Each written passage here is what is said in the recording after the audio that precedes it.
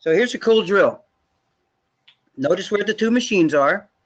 This is one's for the approach, one's for the volley. So, well, hell, I can feed a ball and do that.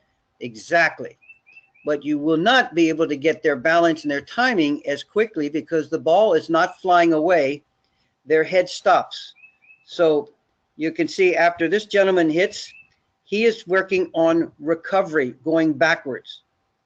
In tennis, you have to be able to go all different directions within a split second. And you can tell your parents this because what I'm going to be showing you is these people are working on forward movements, spacing, and then backward movement patterns in footwork, forward and backward. Take a look. He's working on recovery footwork, and the guy coming forward is working on moving towards the ball. Not many people move forward. Now these kids are working on lateral movement, spacing. Yeah. Then he's got to work on his agility around the ball. Then he's got to come up and get to this ball before the bounce of 3. 1, 2, 3, 1, 2, 3. So they're synchronizing a rally. Oh man. That's two players are hitting at the same time. So now he's got to come up and he's got to work on his inside out footwork. The other kid's working on their lateral movement. So you've got lots of footwork being worked on. So you set the machines up wherever you want, but notice that they must get to every ball as it comes across that crossbar. If they hit it before it comes across, they'll miss hit. So now we're going to look at another drill. So it's a little fun competition, 3 to 6 minutes, which is the best team that can get the most solid contacts, and the ball is always being hit on a 1, 2, and 3. That ball's got to come across 1, 2, 3. 1, 2, 3. 1, 2, 3. If he hits on 2, he's going to miss. Now, this is a cool drill. He's going for the world's record.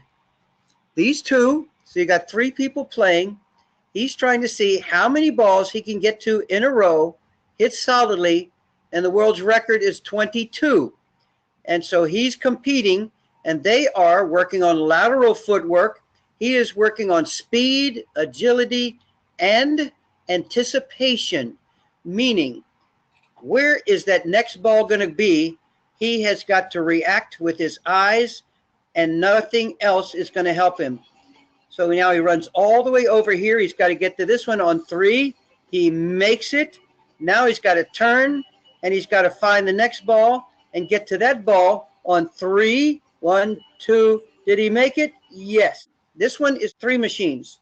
On the back one, I'd like to think that what he's working on is taking the balls earlier, moving forward on the baseline. Not laterally, but backing up and moving forward.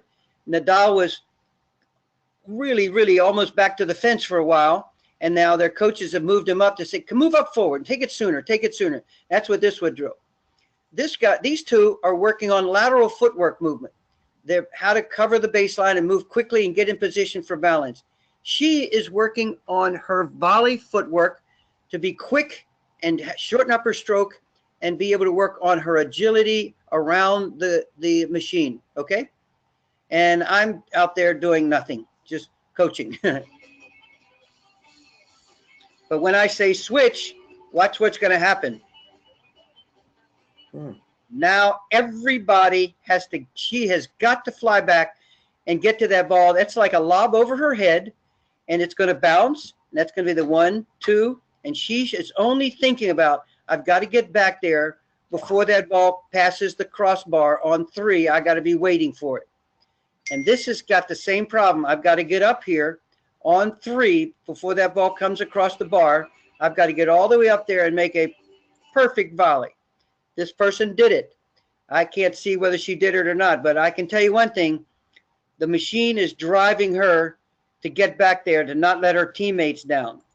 And they're having fun because they're competing. So now look at this. Bring your adults out here. Hey, let's have a cardio day. I want to show you guys something. And after they do this, you now notice, do you have 3 machines being hit, working on agility. She's working on forward movement. he's going through his split step, then he's going to have to, so that all of the dynamics of footwork. Yeah, but here's a good use of 4 machines. You got 8 people competing. Look at the energy that's out there right now. It's crazy. The energy.